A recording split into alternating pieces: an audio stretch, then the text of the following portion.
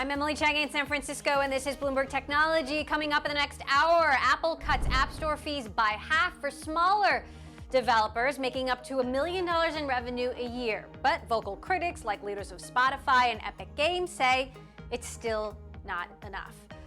Plus, President Trump fires the nation's top cyber chief via Twitter, of course. Is the security of Americans at risk? And COVID continues to peak across the country, once again shutting New York City public schools down. With vaccines on the way but still not quite ready, we speak to 23andMe CEO Anne Wojcicki. Could their research on genes and COVID give us more clues on how to fight it faster?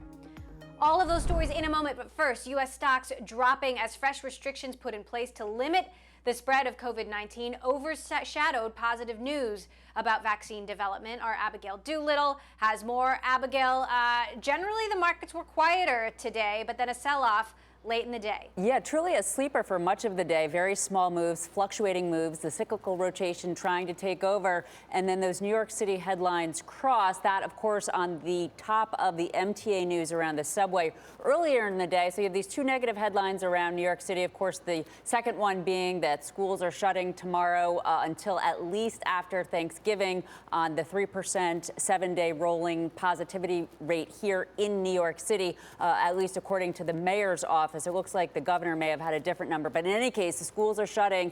And I believe, in addition, Governor Cuomo earlier was talking about the possibility of the orange designation at some point in the near future if that 3% rate really is hit. And that would mean the likes of restaurants and gyms close. So, initially stocks sort of wavered, and then you can see a really pretty decent sell-off at the end of the day. The worst day for the Dow. We usually don't look at the Dow, but this was the index that was really hit the most in about 3 weeks, Emily. So investors really taking this virus news seriously. It's the first time that I can remember over the last couple weeks, if not months, where it seemed there was a connection between investors and a somewhat bleak reality here. As for the day on the stay-at-home trade earlier, during that sleepy trading, the stay-at-home trade really wasn't doing much. But at the end of the day, take a look at Zoom and Peloton. Both of those stocks, Emily, had actually been down. And then right when that New York City news came out, they shot higher. Zoom having its best day in quite some time. Peloton also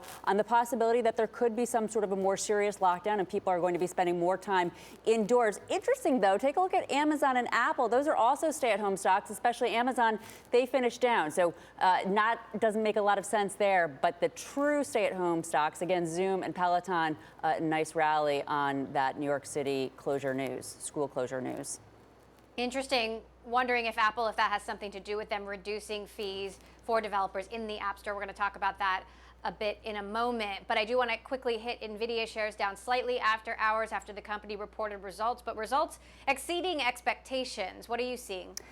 So options suggested that this stock was going to move in a big way, more than 5% up or down after the earnings came out. That clearly has not happened. It's sort of been fluctuating right around even. Right now, down a little bit more than it has been at any other point during the session.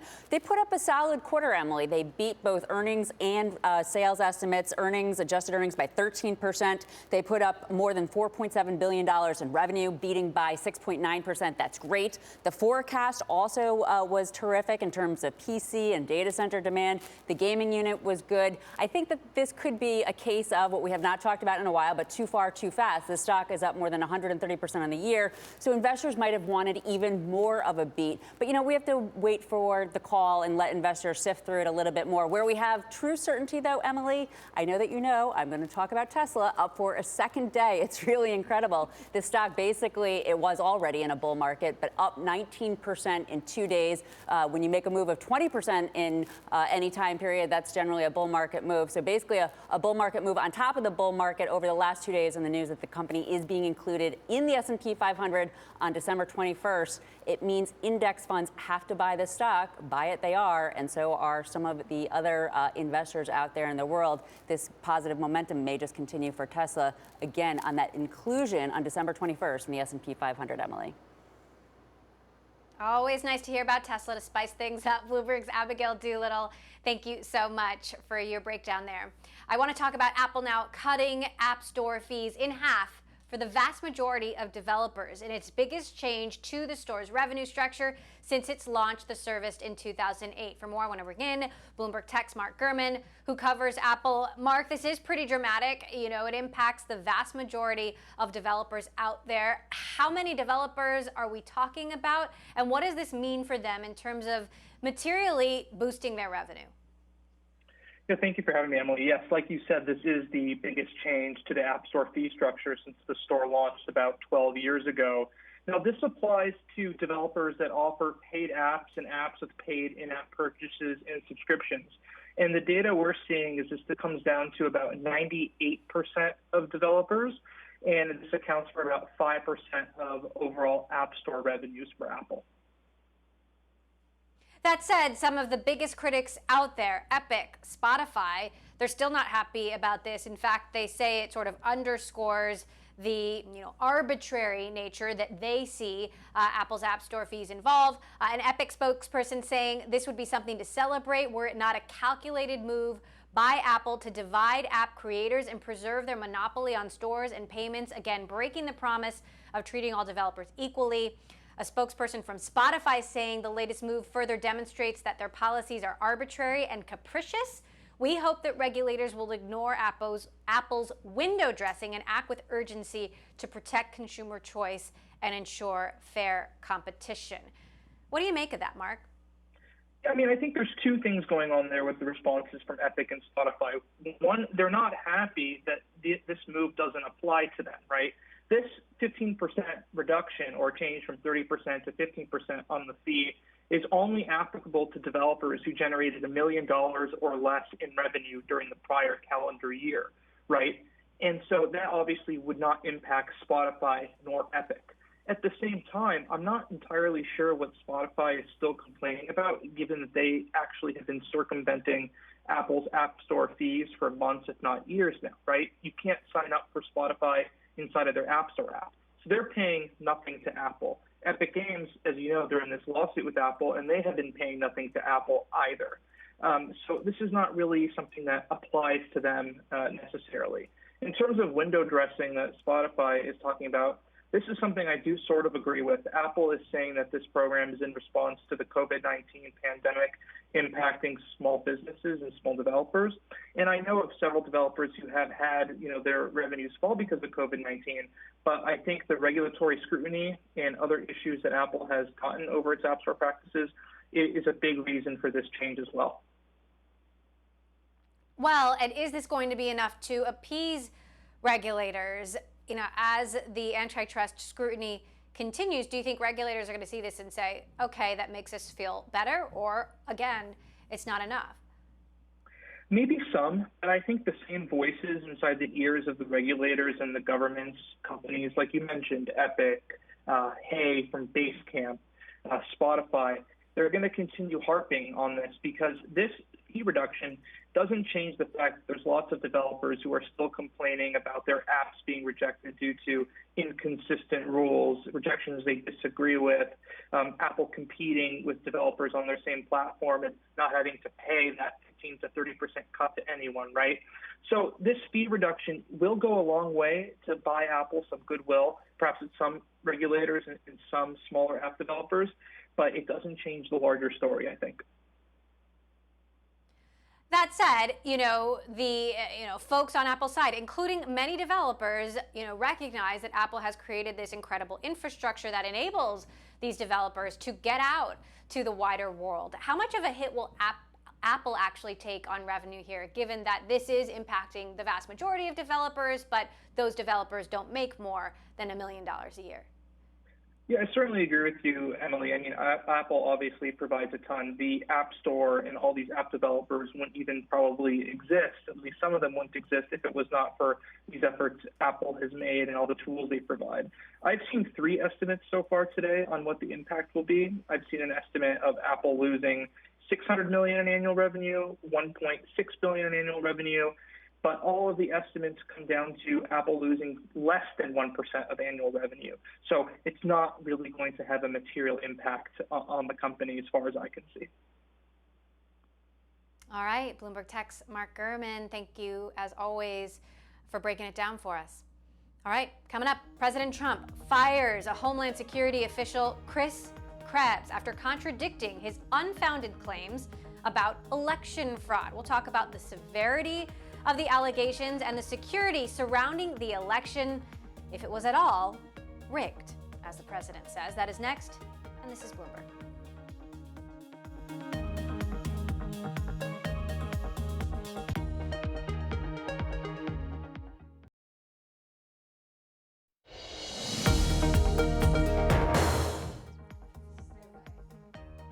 Homeland Security official Christopher Krebs publicly contradicted President Trump's unfounded claims about widespread election fraud. Last night, those remarks cost him his job. The president tweeted that he had fired Krebs over what he called highly inaccurate comments. Krebs' agency had called the 2020 election the most secure ever. To discuss, we're joined by Kirsten Todt, Managing Director of the Cyber Readiness Institute and former cybersecurity advisor to President Obama. Kirsten, obviously this is an important job that Chris Krebs was doing.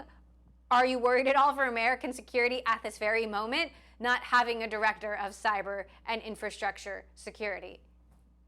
Well, thanks, Emily. Thanks for being with you as always. The short answer is no, I'm not worried, and that's because of the work that Chris Krebs has done over the last 2 years. So this agency, the Cybersecurity and Infrastructure Security Agency, just came into being in 2018. And Chris and his team spent 2 years ensuring the security of this election, as well as future elections, going to state and local governments, securing infrastructure across the nation. And because of that work, the team in place now is very much prepared to address handling government. We have continuity of operations in government. That's what good government does. And that's a testament to the leadership of CISA, to Chris Krebs, to his deputy, Matt Travis, and to the team. And so while it is unfortunate, it is an irresponsible act on the part of this president to have fired him, I'm not concerned about the security of the nation. The president, of course, doing this via tweet, again, claiming election fraud, and that what Chris Krebs has said in the past about election security is, quote, highly inaccurate. Krebs actually responding on Twitter as well, saying, I never claimed there wasn't fraud in the election because that's not CISA's job. It's a law enforcement matter. We did provide information on measures election officials use to prevent and detect dead voters, though. Don't buy it and think twice before sharing. What do you think this says at all about the integrity of the election? I think based on what we've heard across multiple jurisdictions, we have 10,000 voting jurisdictions in this country. State and local officials from both parties have all come forward to validate the integrity of the election. And there's no reason to doubt all of those voices who were on the ground securing the integrity. And that was one of the key focus points. And it was an impressive election from the perspective of national security when you think of all of the threats that we know were and are coming at us. But there's no reason to believe anything other than all of the people that are on the ground, the government officials, state and local governments, jurisdictions who have all validated the integrity of this election. Krebs had wide bipartisan support. As we head into the next administration, how do you think the Biden team should be looking at this, and what should they be doing to plan for their own transition?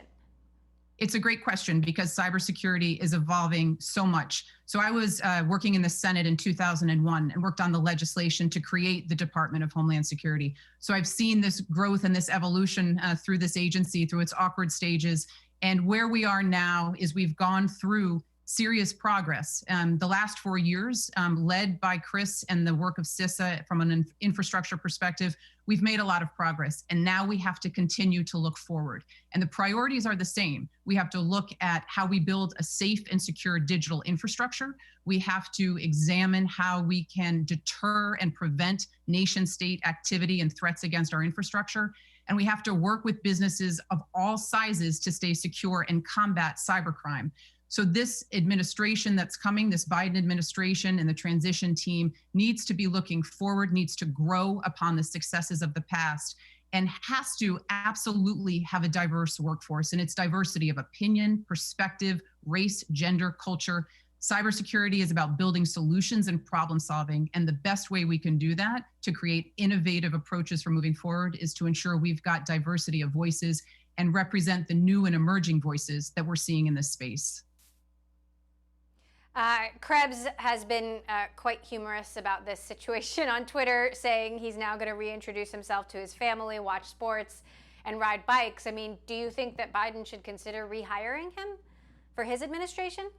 I think President-elect Biden has a lot of people around him who have worked in government in the past, who are from industry. And again, we want to make sure that as we look forward, we're going to bring in a workforce that's going to take the successes that have been built, take the successes that Chris has achieved, and build upon them. I certainly expect President-elect Biden to look at Chris, particularly during the transition, because that's how good government works. We work off of the successes of the past to build forward. At this moment, what do you think the biggest cyber threats are that Biden's team needs to be worried about? Obviously, the relationship with China is, incredibly frosty, and tensions have escalated. Similar situation with some other countries out there, and certainly, the Trump administration hasn't done the best job at maintaining our relationships with traditional U.S. allies. What do you think should be priority number one on the cyber front for Biden's team? Well, it's a two-pronged priority number one. I think we absolutely have to look at how we're working internationally. We have to get rid of the America first, America only approach and really reach out and repair the international relationships that have been hurt over the last 4 years. And when we look at cybersecurity, we can't do this on our own. We have to do it in collaboration with like-minded economic nations. We have to build a coalition of the willing to build a safe and secure digital infrastructure. So there's the international piece. And on the domestic side, right now, the current threat that's much more serious than I think we continue to acknowledge is ransomware, because ransomware is affecting businesses of all sizes. And when we look at the interdependencies of global supply chains, small businesses are the most vulnerable. And so we have to continue the work underway to really help small businesses be more secure so that these global value chains can do better work. And with the Cyber Readiness Institute, we've worked closely with Chris and his team on helping small businesses. And I hope that work continues, certainly in the coming years. All right, Kirsten Todt, Managing Director at the Cyber Readiness Institute, thank you so much for joining us. Very interested to see where you see priorities on the road ahead. Want to bring you some breaking news now. The Senate is setting up to leave for recess without having voted on Judy Shelton's nomination to the Fed Board of Governors. Her nomination has now been left in limbo as Senate prepares to leave for the Thanksgiving holiday. Senate Majority Leader Mitch McConnell has been facing the absence of two key GOP members, but has scheduled no more votes for the week as a result of that. We'll continue to follow the prospects there for getting President Trump's controversial nominee, that is Judy Shelton, confirmed once the Senate returns November 30th. All right, still ahead, scientists and pharmaceutical companies are on a fast-paced hunt for tools to control the pandemic. Their efforts are paying off. BioNTech CEO weighs in on the latest breakthrough. This is Bloomberg.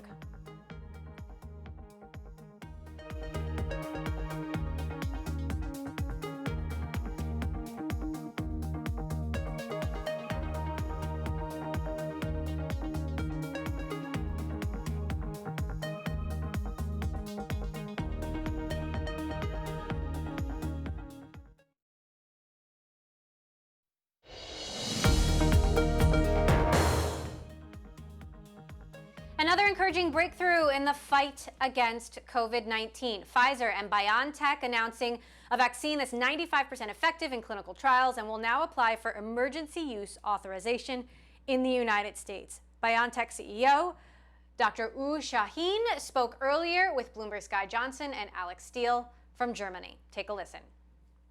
We know that we will submit, or we plan to submit our documents on latest on Friday to the FDA.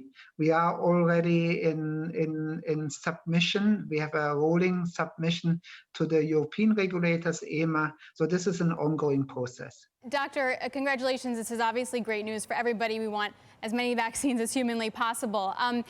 How do we know if the vaccine prevents asymptomatic transmission? Do we have that information yet? So we don't have the information yet. We have the information how well the vaccine prevents disease, but we have indicators that the vaccine should be able to prevent also infection. Since one of the components of the immune system that we are activating the vaccine is the antibodies, the neutralizing antibodies. We know that our vaccine induces strong neutralizing antibody responses, and this is well known in preclinical models that this could prevent infection. We are going to collect indirect data showing how well the prevention of infection works, but this will require a few months. Are you going to get a T-cell response? Is there going to be a long-term effect here? Because the antibody response obviously fades, but will there be a T-cell response? Will the body have long-term memory of how to deal with this virus? Yes, we have created evidence for that.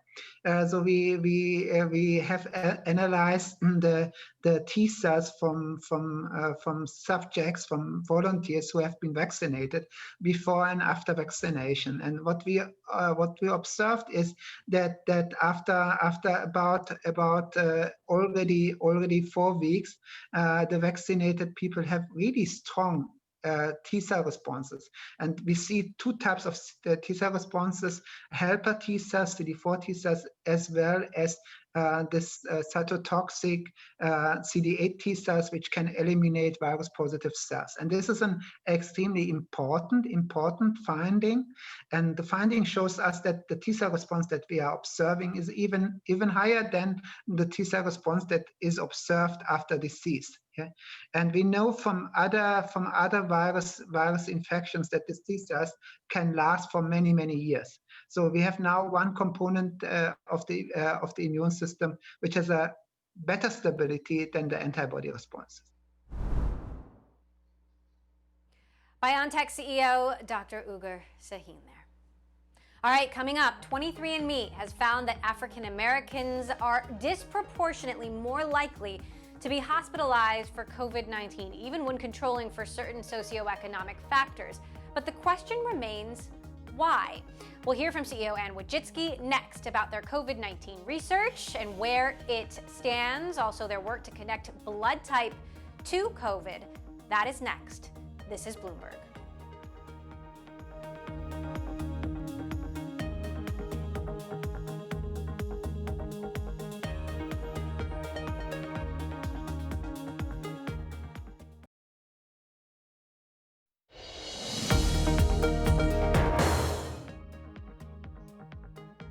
Welcome back to Bloomberg Technology. I'm Emily Chang in San Francisco.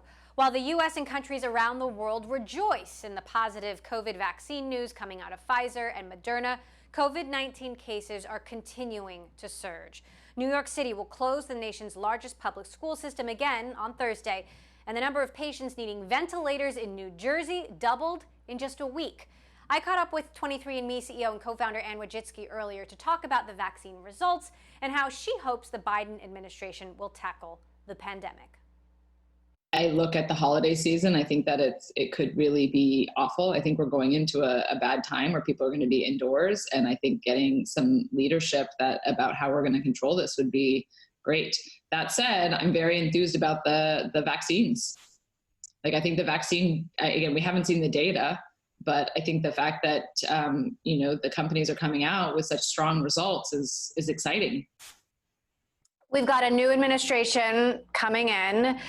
What do you want the Biden administration to do when it comes to the pandemic, science, all of these very important issues that are happening now? I think the main thing is people just seem utterly confused about what's real. And again, for me, like, I look at the mask mandate and, the opportunity for people to make some behavior changes and really control the virus. And I look at countries like New Zealand, where they have been able to have a relatively normal existence because they had such strong measures for a short period of time. And I think that's one thing for people to realize, that if we were really aggressive for a period of time, there's an opportunity to really get it under control. The FDA just gave the green light for the first at-home COVID testing kits developed by Lucira Health. Mm-hmm. There are concerns that this could introduce human error or false results, cases that could go unreported.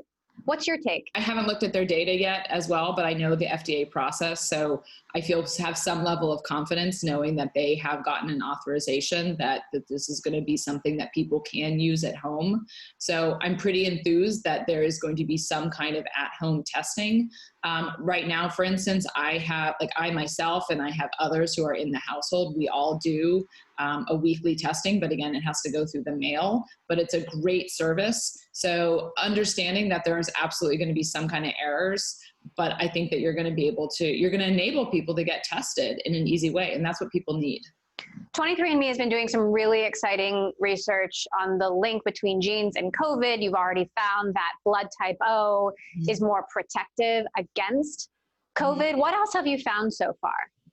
The thing that is interesting to me that I really do want to keep pursuing is the fact that when I look at all of my customers, we have over 1 million customers who've taken our COVID survey and thousands who said that they were hospitalized. And when I look at those communities and I look at their genetic backgrounds, you can still see that African Americans are disproportionately impacted for hospitalizations. So that leads to me to believe that there is still more genetics to find. What is it that is in the African American genome that makes them disproportionately likely to be hospitalized? Our data shows that they're almost over 80% more likely to be hospitalized, even when you adjust for underlying conditions and other socioeconomic factors. So what's the ultimate goal of your COVID research and the other avenues that you're exploring?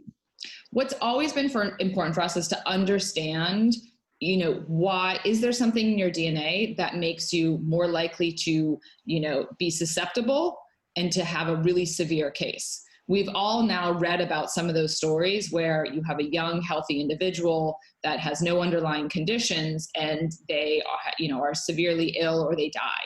So is there something in their DNA? Because then those people could potentially be even more isolated, or we could potentially hone in on our policies to say these people should actually really be extra protective or have a more aggressive care.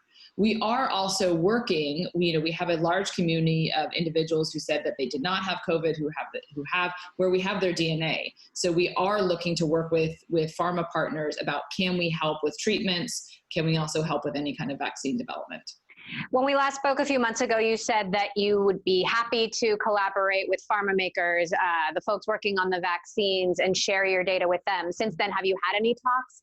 We've had a number of talks with pharma partners that have reached out to look at getting access to the aggregate data that we have. So those are the ways that we can help further research on. We have this partnership with GSK. GSK has said they have a separate collaboration on, vaccine development and on drug development. So we work with them on, understanding all of the data that we have. Meantime, you've been working on drug discovery, ramping up your own drug discovery work. I'm curious where those efforts stand. How big is the team? When you might have something out there, and what the targets are looking like? I'm so excited about the drug discovery side because drug discovery is so hard. Things that a lot of your viewers know about. There's a lot of failures in this space. But there's good data that shows that if you start with human genetic information, you have a higher likelihood of success. So we have over 100 people on our therapeutics team. We announced this large collaboration with GSK in 2018. We have, a dozen programs that are in development. We have one that is in the clinic now in phase 1, and it's an immuno-oncology program. And I'm super excited. I don't know when data is going to come on it, but I'm really enthused because I can see the genetic story. I noticed that you were tweeting about Amazon's push into pharmacy, saying it's going to be exciting to watch. What are your thoughts here? Do you have any concerns about the security issues, regulatory issues? COVID-19 has blown open the doors for digital care. There's such an unbelievable opportunity right now. And I think everyone can relate to the pharmacy experience of not being a great experience. Like you have to, like you go to get your toothpaste and then you spend 45 minutes waiting for your prescription. So is there another way? And I think what I'm excited about seeing is how is Amazon potentially going to pioneer a new way? And I think there's absolutely a lot that can happen with how it's delivered, the service, as well as, frankly, with your data.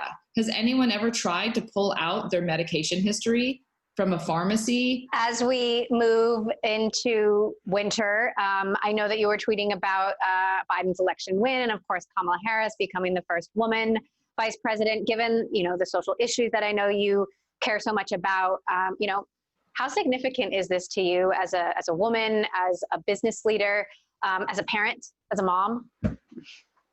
I think the most important thing I've seen that's happened in the last 4 years is how much representation matters. And I think it's the type of thing that people always talked about before, but you actually see in the stories, in the Twitter stories, like the outcry, like it matters to have a woman there. And it matters to have a woman who does not have a European background, who actually, everyone wants to have the role model that they can point to. And I think what's exciting there is it essentially unlocks this incredible untapped potential of all these women and all of these, communities that have felt marginalized. So to give people that opportunity to dream is huge. So I am really excited because this country is, built on diversity. It's why we're phenomenal. And given that we're in the middle of a health crisis, economic crisis, continuing social crisis, are you concerned about the transition of power? It's great to be hopeful, but are you at all concerned about the president not wanting to leave office and making things difficult to the bitter end? I have faith in the country, and I have faith in enough of the leaders that the right things will happen.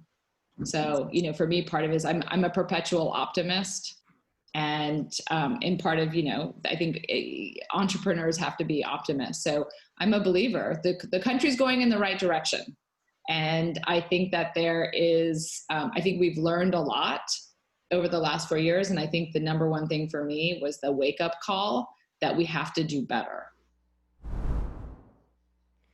Anne Wojcicki there, CEO and co-founder of 23andMe. She will be speaking alongside Bill Gates, the CEO of Moderna, the heads of the World Health Organization and the IMF at the Bloomberg New Economy Forum Thursday. You can catch those conversations using the function NEF on the terminal and online at Bloomberg.com. All right, coming up, with people driving less in the pandemic, podcast publisher iHeartMedia is still seeing a big uptick in global downloads and expanding its business with a new acquisition. iHeartMedia CEO Bob Pittman joins us to discuss next. This is Bloomberg.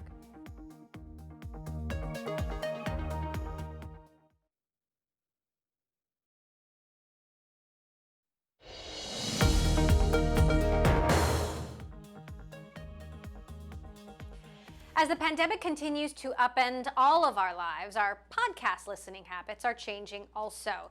Podcast publisher and radio veteran iHeartMedia is confident their listeners aren't going anywhere. The company recently reported 266 million global podcast downloads monthly, a year-over-year increase of 71%. Joining us now to discuss what's happening in the podcast and streaming world, CEO Bob Pittman. Bob, good to have you back. We're seeing a lot of action in the podcast space.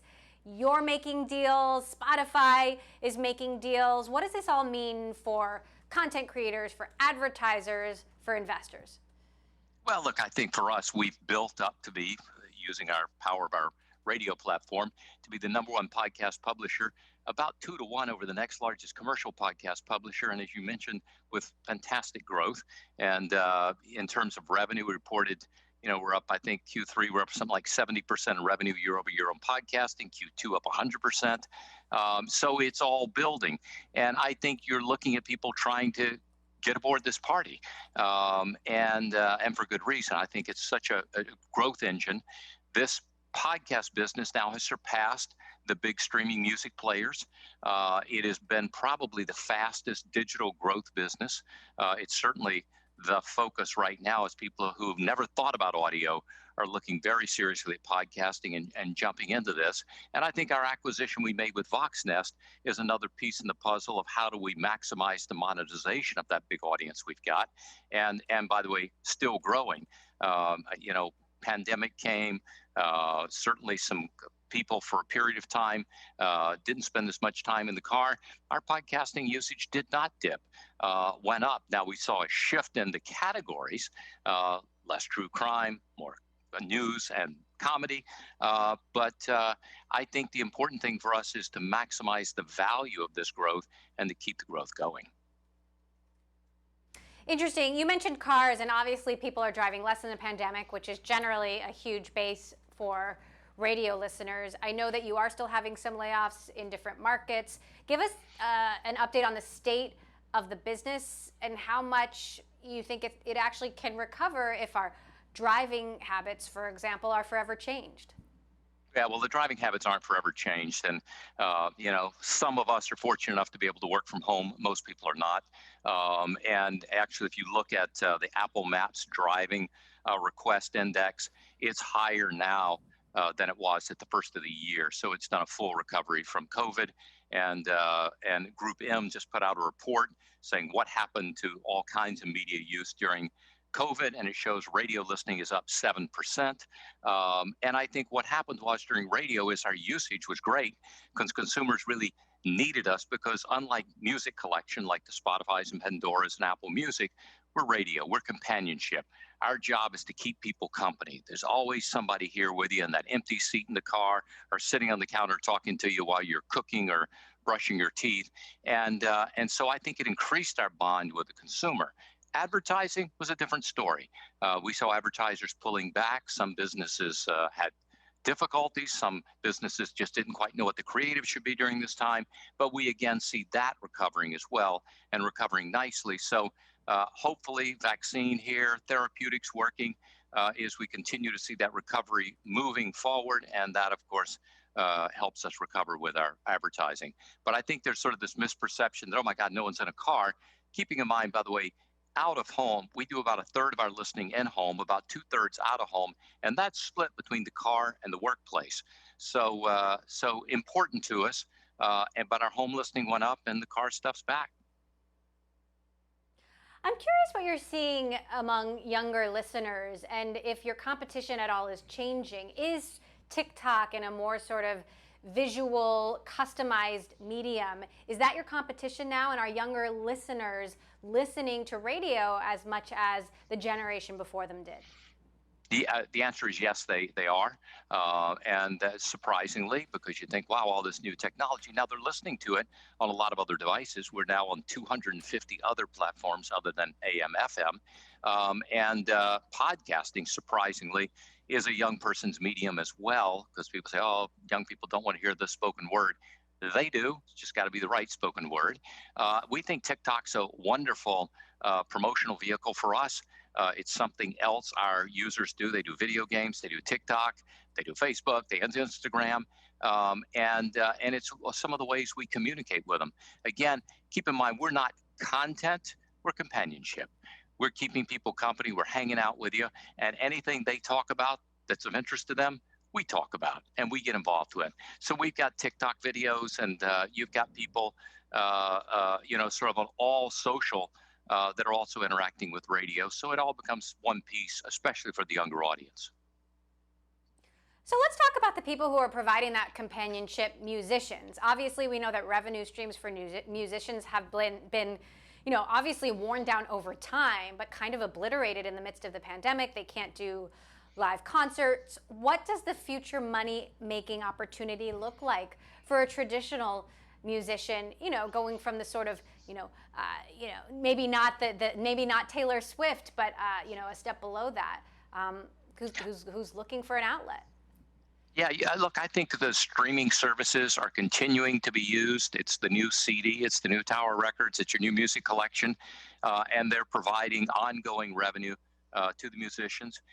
You're right, touring is stopped, but I think that's going to come back. And as I talk to people in the music business, you hear estimates from the spring to the end of next year. But I think a lot depends on how effective the vaccine is, how much vaccination we can get, how quickly, and how well the therapeutics work. And I'm very encouraged about it. And in the meantime, we're helping all of our friends in the music business keep their relationship with the consumer. We're reaching out. We're dreaming up ways to connect them with their fans. And on our music radio stations, which are about 75% of our stations, we make it our mission to connect the fans to the music. And I think that's probably more important than ever during this pandemic. All right, really interesting to watch how you've pivoted as well. I know a lot of your live events have gone virtual. iHeartMedia CEO Bob Pittman, thank you so much for joining us. And quick reminder, Bloomberg Radio does provide programming to iHeartMedia and operates KNEW AM through a local marketing agreement here in San Francisco. We do have some quick breaking news. Deaths from COVID-19 in the United States have now topped 250,000. This coming from new data out of Johns Hopkins University, and obviously a very bleak number. Now, 250,000 Americans we know have died from COVID-19 as cases continue to surge across the country. Lockdowns also surging across the United States, threatening to take another bite out of the already struggling hospitality industry and restaurants. One expert is reimagining the future of dining, and that is Jon Taffer, host of Paramount Network show Bar Rescue. Very popular show. Stay tuned for that conversation next. This is Bloomberg.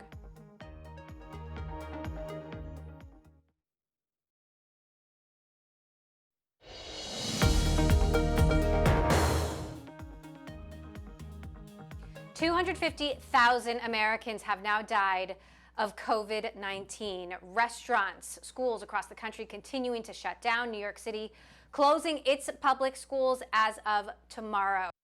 Head into the holidays. We're joined now by Jon Taffer, hospitality expert and host of Paramount's Bar Rescue, who's known for vitalizing failing restaurants and pubs. And Jon, obviously we're continuing to get bad news here at a time when restaurants are normally booming. You've actually just opened a new restaurant. How are you opening a restaurant now and addressing all of these challenges? It's interesting, Emily. We started creating Taffer's Tavern 2 years ago when unemployment was so low that the restaurant industry couldn't find employees. That's how much things have changed. So we had an industry-wide issue with finding employees, particularly back-of-the-house employees. So we went on a quest to change the casual dining model by creating robotic cooking, computerized cooking systems, and creating a kitchen of the future. It doesn't look like any kitchen any other restaurant would have. So that's how we started. When COVID came about a year ago now, we realized, son of a gun, we have the safest kitchen in the world because it has virtually no contact. It's all robotics and computerized and very, very high quality products. So we then developed the Taffer Safe Dining System, compartmentalized outgoing food from incoming products, compartmentalized transactions, created an exceptionally safe environment with hand scanning equipment and all these technologies to protect safety. And when we were finished, we had the most COVID-friendly restaurant in the country. But it's interesting, Emily, because it started out focusing on how do you do it without a labor pool, and it ended without a labor pool and more machines, less contact. Interesting. That is so fascinating. Restaurants are one thing, bars are another. How do you see bars actually coming back from this when nobody wants to enter an empty bar? I imagine that would be even harder. It would be. But, as Bob just said in your last segment, we have great therapeutics now. The vaccine is coming. We know that. 160 days from now, this is going to be a very different country. I believe more people are going to take the vaccine than they say they are. So I think the next thing people do, Emily, after their vaccine is go to dinner. So I see boomtown this summer in the restaurant business. And when you think the capacity could be about 40% lower, think about it. Capacity is 40% lower because restaurants closures. And if the marketplace comes back with a surge this summer post-vaccine, it's boomtown. Capacity is lower. The marketplace gets active. So I'm very bullish on the future of the industry come this summer. Boomtown, that is quite a prediction. We will be looking out for that. John Taffer of Bar Rescue and Taffer's Tavern. Fascinating to hear about the technology that you've integrated into your restaurants, and I love the optimism. Thank you so much for joining us. That does it for this edition of Bloomberg Technology. Bloomberg Daybreak Asia is coming up next. I'm Emily Chang in San Francisco. This is Bloomberg.